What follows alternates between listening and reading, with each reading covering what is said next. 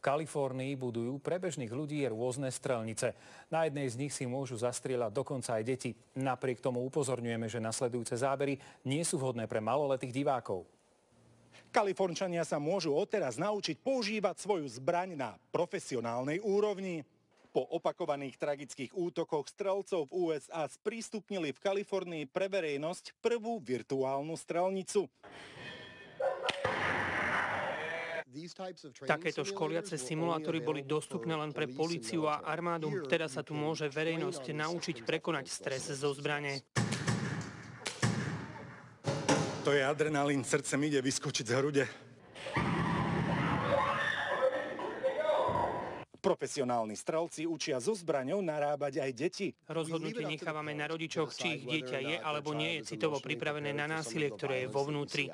Zvyčajne ich učíme strieľať do terčov. Názory na takúto strelnicu sú rôzne. Aby sa ľudia vedeli ubrániť, keď im bude chcieť niekto ublížiť, tak by mali vedieť ovládať zbraň. Je to správne. Na to, aby ste si mohli zastrieľať na strelnici, ktorá pripomína počítačovú hru, sa musíte objednať mesiace dopredu.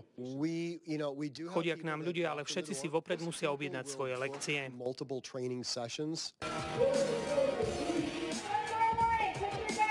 Z Kalifornie pre televíziu JOJ, Maroš Kočan. Hrôzostrašná budova desí obyvateľov Žakara.